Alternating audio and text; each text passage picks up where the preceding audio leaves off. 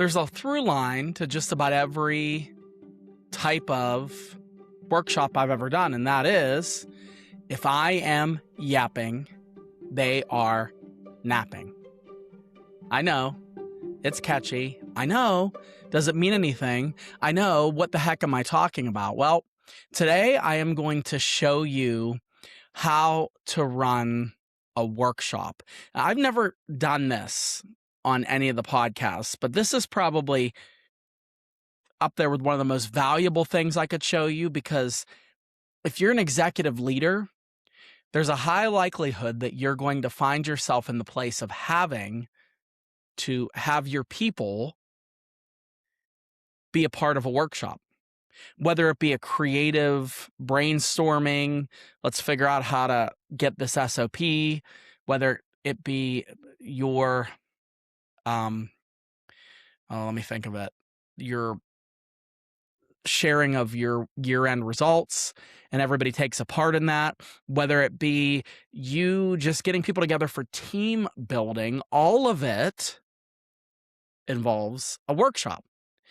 And the problem with most leaders is that they view a workshop in the same way that they would view a keynote. And those things are extremely different, almost completely different. One is short burst, short energy with big emotional impact, and it's usually spoken to a lot of people. The other one is something where lives can be changed and you have a little bit longer of a runway. One, you can't get terribly specific with a group of people that you're speaking to, so generalities are your friend. With a workshop, you have the opportunity to get very granular about what is uniquely impacting the people that are in that workshop in a very, very different way. So we have to look at this. Now, if you are sitting here and you're saying, I don't ever have occasion to run a workshop, well, maybe this will be a catalyst to give you the license to run one. Because if I were an executive in a corporate environment, I would take advantage of this. It's a great way to become more adept at leading your people. So let's get into some reframing. This might be on the shorter side, but I think it's going to pack a punch for you. So, and what's prompting me to do this? Because I just ran 4 workshops, and I talked about it last week when I talked about what I learned from running 4 workshops of high profile executives. Well, I'm going to share with you what I did to build my own workshop. And I'm going to start with the core reframe. There are 3 focus on and not pairs that we are going to look at in short order so that you get the reframe down. The first is we're going to focus on facilitation, not education. The second is we're going to focus on exercises, not exposition. And finally, and this is going to be the one that you're challenged by, but I promise you, if you understand this, you'll understand why the workshop is so valuable. You're going to focus on emotional change over information transfer. If you're just trying to get information to people, I would dare say that a workshop is probably not going to be your best bet, because a workshop's going to involve more from the front end in terms of your preparation. But if you're trying to transform someone or get them to think differently or get them to do something different, the workshop is your jam, as the kids are saying. So we're going to go through some of the, I would say, some of the things to consider. So the first one is you have to avoid what I call the talking trap. If you're talking, the value of the workshop is dropping. Now, you might not think that, but I promise you, I have coached hundreds, if not thousands of people over the years through Dale Carnegie programs, my programs, and Dale Carnegie is facilitation driven. It is not keynote driven. You can learn how to do keynotes at Dale Carnegie, and most Dale Carnegie trainers, if they're worth their salt, they can tell you how to do a keynote, but Keynotes aren't what make up the Dale Carnegie programs, and keynotes aren't what make up my programs, even though I've delivered keynotes. The key is not to get yourself to have more words. The key is to bring value by them doing the work. One of the people that trained me in facilitation years ago would stop when I would be practicing facilitation, and he would say, are you having trouble with this? I said, yeah. I said, I'm really struggling to find the right words. He said, that's because you're doing way too much work. And when I'm doing work, what that means is I'm usually talking too much. And you might say, if you're a leader, oh, well, what? Am I not supposed to talk? What, am I just going to be lazy and let them come up with the agenda? No, you're not letting them come up with the agenda. And I would dare say that in terms of prep, a workshop has a little bit more that goes into it than a keynote or running a meeting, but you don't want to be the one that's always talking because you're going to get worn out. And also, it's not really bringing the value. So think about this, and this is a good buffer if you're looking at some sort of, and I don't like statistics and I don't like putting math to this, but I would say 20%. 20% would be you speaking, and the rest should be about them speaking or doing something. So 20 to 30%. So a 3-hour workshop, you're talking for an hour. I just ran a 3-hour workshop. I probably talked for an hour. The participants, they talked for at least 2. Doesn't mean that they are talking and getting up and speaking. It means that there's exercises, which we'll get to those in a moment, that are facilitating what's happening inside that room.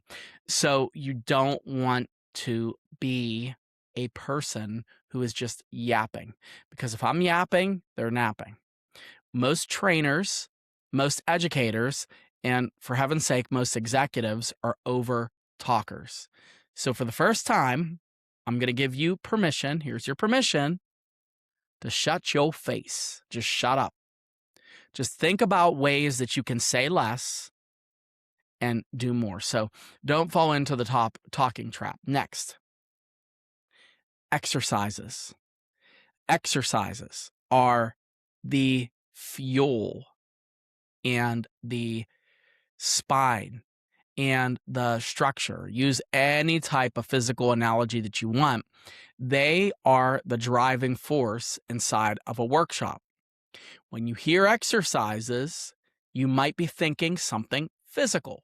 And maybe if you're Tony Robbins or you are Brene Brown and you're teaching cognitive behavioral stuff where we have to think differently on the fly and be present and breathe differently, maybe.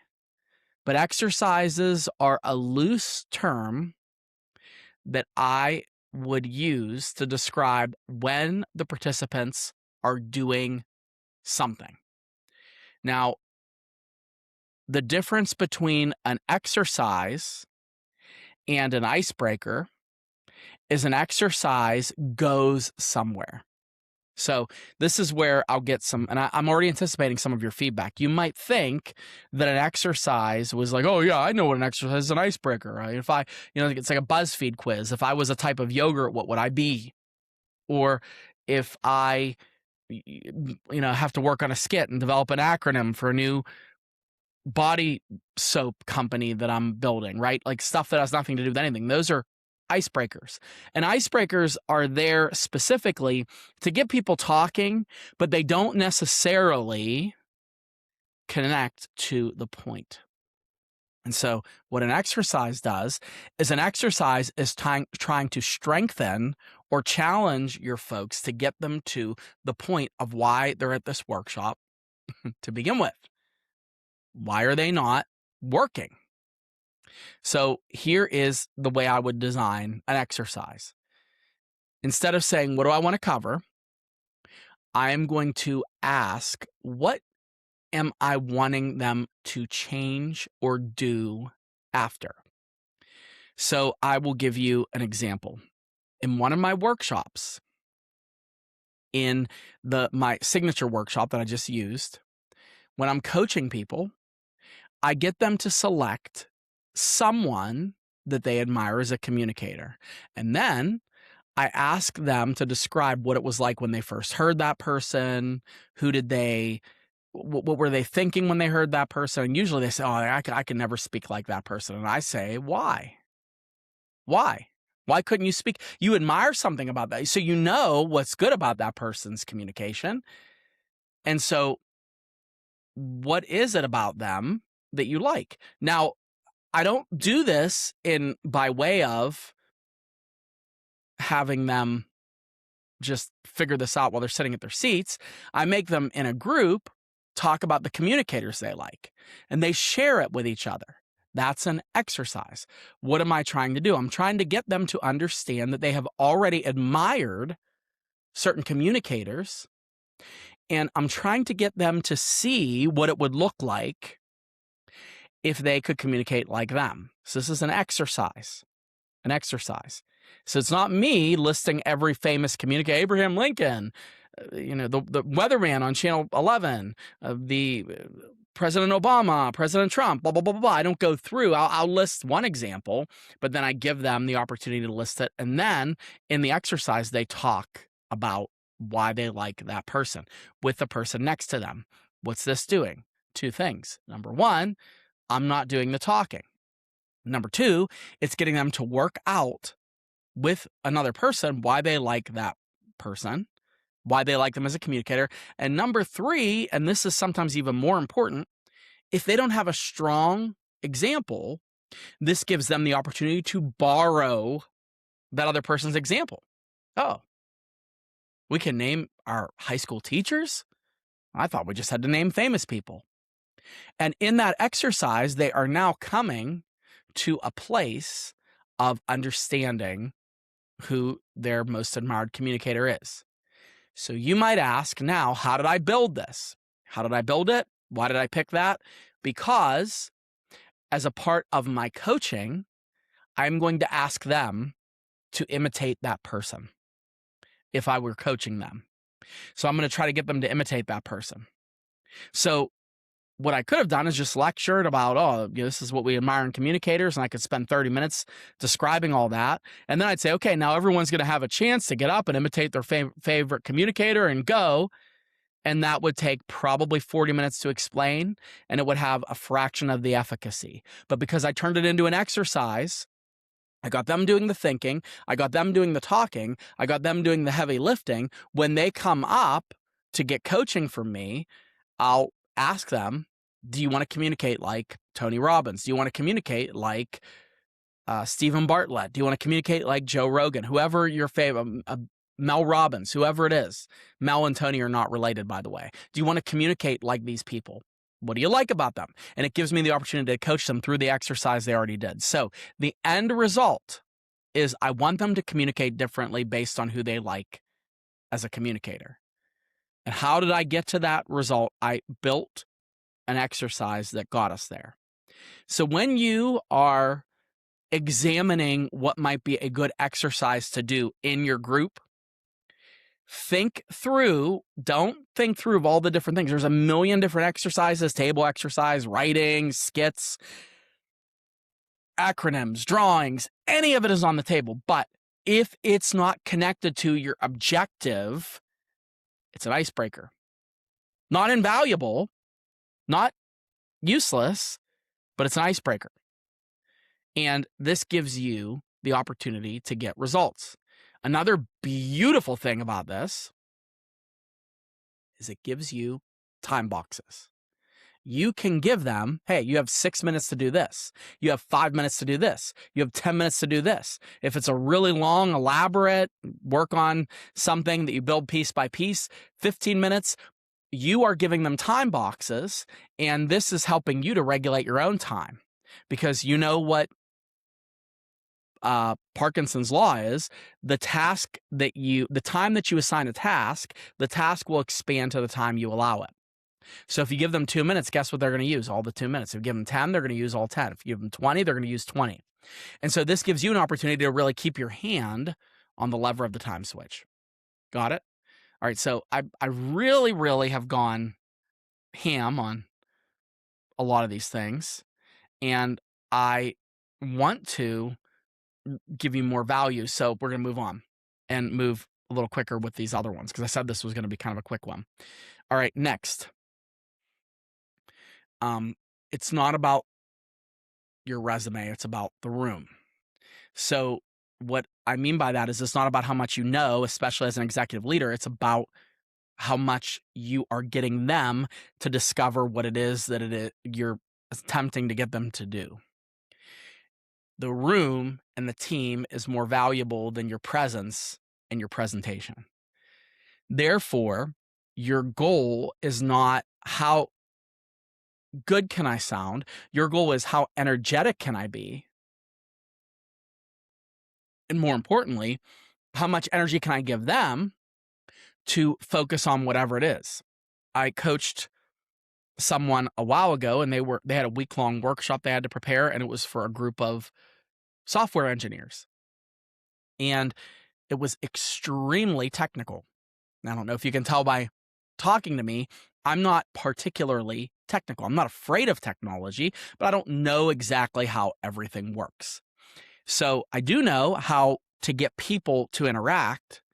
And I asked him point blank, what would move this group of people that are all like-minded, they're all in the same type of field, what would move them to feel like they were excited? And he said they would to get together and solve a complex problem. Now, I would have never thought of that as an exercise, but he recognized really quickly and he ran with that. Some people, if I put you in a room with people that are maybe artists and they're trying to maybe write, if I say, I'm going to sit you down and I'm going to give you a really complex problem, they're going to throw up in their mouth. You have to know your audience. It's more about the team. So you have to know your team enough to know what moves them. Your accounting team is going to like data-driven exercises. Your leadership team is going to like vision. They're going to like bottom line. They're going to want change, immediate change. They're going to want activation. And so it's your job to focus on the team connecting and not just you coming to the place of being the center of getting that information transfer. So you want to make sure that the room is energized. And this is where you want to provide, in addition to exercises, a safe space in that room for struggle or discovery. A workshop is a phenomenal space for struggle and discovery. And in struggle, they can struggle safely because we're all struggling together because you made that room possible. But it has to be a safe room. So your goal is to set the tone of energy and your goal is to keep the room safe. And in my workshops, I immediately try to give a sense of psychological safety because I speak in terms of my own mistakes a lot. I talk a lot about funny stories. I try to show them that I'm not going to hurt them and that I'm there to help them. And then I get them to struggle a little bit themselves. Then, last but not least, the reps that they do is what makes whatever it is stick. So reps are better than concepts. What you get them to do or what you challenge them to take away is going to be more valuable than what you have prepared. So for instance, you want to make sure that they're tangibly leaving with what is the greatest thing you could take away from this? That's a dumb summary question, but it works. What made this worth your time? What are you going to do differently as a result of this X amount of time? Who are you going to reach out to mentor? Who are you going to ask to hold you accountable for your speaking? What are you going to do in order to fill in the blank? You want them to put flesh on the concepts that they learned there. So this is similar to exercise. Ask them what exercise they are going to do to solidify what it is that they wanted to keep going in the room, right? So this is a huge part of a workshop because you're giving them, I don't like calling it homework because everybody hates homework, but you want to call it an opportunity to go beyond those 3 hours because there's times when you're not in the room with your team. And how you shape that is transformational. So remember, Facilitation, not education. Exercises, not exposition. Emotional change over information transfer. I'd love to help you build your workshop. So if you want to build a workshop for your team, or if you want to have somebody like me come in and do a workshop for your team, it would be life-changing, not just for your team, but I also change every time I get in a room and see other people that are trying to do their best. So let's work together. You could schedule a call with me, and you go to my website. My calendar link is on there. I would love to get you on my schedule, and I would love to see you become a better communicator than ever before.